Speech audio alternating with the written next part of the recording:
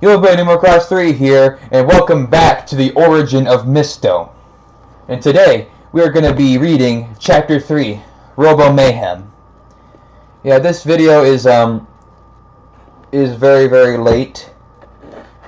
But yeah. Without further ado, let's just get going on here. 3, 2, 1.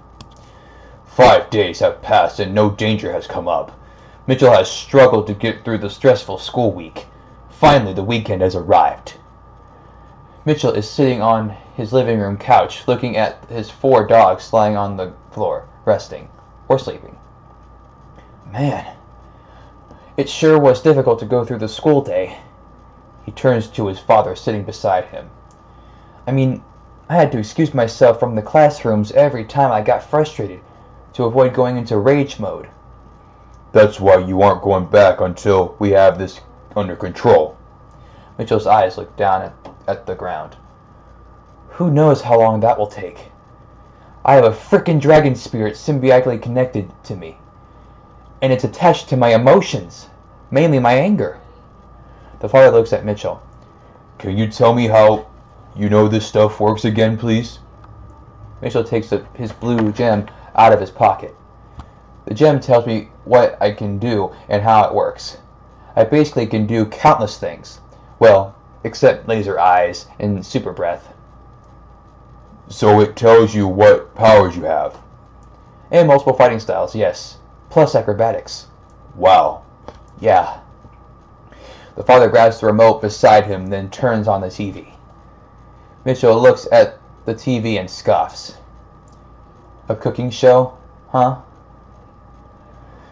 Well, I don't know what else to watch. Well, I guess that's okay. He begins to hear a door open then shut from the hallway. Mitchell looks and sees his younger brother, Luke, walking from the hallway, then to the living room couch. What's up, guys? Not much, just watching TV. Nothing too special. Luke notices that Mitchell isn't looking happy. Luke sits beside Mitchell. What's wrong? It's a long story, buddy. Okay. Suddenly, Mitchell's eyes and gem begin to glow blue. Oh no. The TV channel begins to change into a news screen. We interrupt this program for an extreme emergency. Robots of different shapes and sizes are terrorizing the city. Mitchell immediately gets off the couch in shock. That piece of crap! He begins to feel frustrated and shakes his head to avoid getting angry. Okay, I'm going to the backyard. He runs to the back door, opens it, walks outside, and shuts the door. Okay. He looks back at the TV. I've got to get down there. But wait, I need to wear something to hide my identity. Mitchell runs to the hallway, goes to the room on the right, then shuts the door. Wait a second, Mitch. He walks to the door where Mitchell entered and waits outside of it. Let me help. No, Dad. This is very dangerous. This is a very dangerous situation. I know, but you would need some support. Dad, Fine. But Mitchell walks out of the room with a red shirt, gray jacket, and black sweatpants with a single gray stripe on both sides of the leggings. Why are you dressed like that? To hide my identity. Oh. And where's your snow mask? Oh, wait, hang on. He walks out of the hallway and goes down to the nearby stairs. 6 seconds later, the father walks back up the stairs with the black snow mask in hand. Like this one? Perfect. Grabs the mask. What about your gem? It's in my left jacket pocket. Or zipper pocket. Wait, where's your mother? We need to make sure she's safe. Oh yeah, she's out for a walk. Don't worry, I'll get her home ASAP. Mitchell walks to the living room and opens a portal. As he goes through, he looks to the side and sees his mother looking at the portal with a surprised face. What's going on? Why the portal? Why are you dressed like that? And where are your shoes? Never mind that. There's something dangerous going on in the city, and I need to get you home to keep you safe. Okay, let's go. They both enter the portal and arrive in their living room. As they walk through the portal, they see the father pacing back and forth. Matt, what's going on here? The father gives her a quick rundown of what's happening. You guys need to get going. Where's Luke? Mitchell sits on the stairs putting on his shoes. He's in the backyard. Oh, okay. Anyway, we're off. Wait a minute. What do you need me to do? Evacuate the people. Mitchell puts on the snow mask, then pulls back the top of it so only his mouth is covered, then flips up his hood. I'll do the rest. Alright, let's do this. Mitchell opens up another portal, and they both walk through. They arrive on a street in the city and sees the robots destroying the buildings using blasters. That's new. He must be onto me. The father turns to his son. Wait, you mean they never did that before? The one I first saw didn't have that. But there's no time to talk about that. I guess it's time to test my countless ultimate powers and unlimited stamina. All powered by the multi-gem. Mitchell looks to the left and sees some people staying in one spot inside a building. Okay, Dad, start with evacuating those people. Alright, be careful, buddy. I promise. The father turns and heads towards the people. Mitchell grins, then power leaps on top of a nearby building and looks at the destruction. This ain't going to be a cakewalk. It's about time that I use my full power. His eyes turn blue with vapor-like energy flowing around them. Blue aura forms, surrounding him. Mitchell clenches his fists. Now's my time to shine. Mitchell then hears people screaming. He runs to the right edge of the building. He looks down and sees 3 people with shock on their faces, backing away from a big robot beetle that's slowly coming towards them. Mitchell slowly backs away in fear. Oh crap, I hate heights, but I can't just stand here. There are people in danger. He backs away a bit more and prepares himself. Alright, Mitchell, be the hero.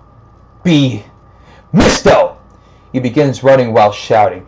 He reaches the edge of the building, performs a backflip, moves his hands back, and then shoots blue beams from his hands, boosting him downward, heading toward the robot. At the last second, he thrusts his arms forward, forming his hands into fists. He strikes the robot with such force that it pierces the near indestructible metal, causing a blinding explosion, completely obliterating the robot. The people witnessing what just happened and had to turn away from the intense light so as not to be blinded. As they turn back to where the Beetlebot was, they are amazed by what they see. All that remains of the robot is a jagged pile of smoking metal scrap and tattered wires. Through the smoke, they see 2 mysterious blue lights over the pile of broken metal. Are those glowing eyes? I think they are. What or who is that? Excuse me. Mitchell / Mysto knows that his job has only begun. He realizes he has to move quickly to save the rest of the citizens. Before the people could fully process what just happened, they suddenly felt a strong wind blow past them. In the blink of an eye, he was gone. They look to their left and see that a funnel has been formed in the smoke. Mitchell runs at the speed of sound, heading towards the destruction. He instantly stops in the middle of the road and spots a large amount of humanoid androids destroying the surrounding buildings. When the droids see Mysto, using their foot thrusters, simultaneously fly towards him. Mysto looks all around him and realizes that he is surrounded by 15 androids. Finally, some excitement! An android from behind lunges towards him, but before it can get close, Mysto performs a backwards kick that destroys the robot. Gotcha! 2 androids try to blast him with energy blasters. Mysto does a backflip 3 times to dodge them. My turn! He brings out both of his hands. Blue gem blast! Blue energy beams shoot out of his palms, destroying the 2 androids. 12 more! Before he can even twitch, a bunch of androids dogpile Mysto. Suddenly there was a burst of blue energy, causing them to explode. Wait. There were 11. Where's the last one? Mysto tips his head to the side. At the same time, a beam of energy shoots past him, barely missing his head. It was the remaining android. Mysto turns around, brings out his index finger, then shoots out a small blue beam from it, destroying the last droid. I expected a really challenging fight. How sad. As he turns around, he sees 3 giant beetle bots heading his way fast. There's still a trick up my sleeve that I was saving for later, and I think it's time for me to use it. He brings out his left hand, and suddenly a glowing blue orb of energy begins to form over his palm. Now it's time to use my blue gem orb! Mysto runs towards one of the beetle bots. He jumps, spins 1 time in the air, and as soon as he gets close to the beetle bot, he rams the powerful orb into it, causing a big explosion, spraying metal fragments everywhere. A piece of metal heads towards Mysto's face. He tries to move his head to the side, but as the metal flies by him, it tears through his mask, cutting his left cheek. Ow, crap! As he lands on the ground, he looks to the right and sees the second beetle bot jump to a nearby building, sticking onto the wall. Mysto puts his hand on his cheek. A glowing blue light appears under his palm. He pulls his hand away from his cheek, showing that the mask on his face has been mended and the cut on his cheek has been instantly healed by his extraordinary gem powers. Sticking on the wall, huh? Well, I can do that too. He heads towards the building, then begins running up the wall. Here I come! 2 Gatling guns start forming on both sides of the Beetlebot, aiming at Mysto. Jeez! When did this psycho creep have time to make all this crap? The guns begin spinning, getting ready to shoot. Mysto stops in his tracks. Frick! He brings out his hands. Blue gem shield! A blue energy barrier starts forming in front of him. The Beetlebot starts shooting with its Gatling guns. But it's no use. Every bullet just bounces off of Mysto's shield. He begins running on the wall while keeping his shield up. The bot keeps shooting. Stop shooting already! Keeping his hands up, he begins to blast the Beetlebot. Take this! Blue gem blast! The blue beams shoot through the shield and hit both of the Gatling guns, destroying them. Mysto turns off his shield and gets in front of the Beetlebot. He grabs the bot by the head, and using his super strength, he flings it off the wall. The bot lands on its back, unable to stand up. I'm going to keep my distance this time. He brings out his left index finger, then shoots a blue beam through the bot, making another big explosion. More scrap goes everywhere, but none of it hits Mysto this time. He leaps off the wall and lands on the ground. One left. The third bot starts charging towards Mysto like a speeding semi-truck. Mysto grins behind his mask and performs an aerial backflip over the charging robot. It tries to slow itself down but hits a nearby building, making a huge hole in the wall. As Mysto lands, he brings out his index fingers, shooting 2 thin blue energy beams towards the Beetlebot. He raises his arms up. The beams move upwards. He puts his arms down, and the beams begin to descend, piercing into the Beetlebot. Knowing that it's about to explode, Mysto stretches his arms out in front of him. He raises the palms of his hands. Blue gem dome! A blue energy dome forms around the robot, containing the explosion and preventing any more damage to the area. No more splattering! He looks all around him and sees the destruction.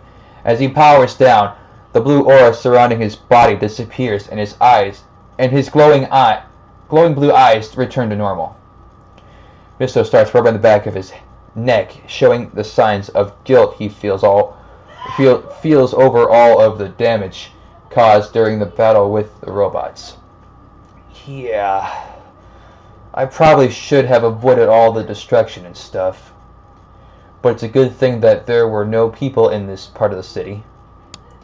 Okay, I'm gonna stop here for right now.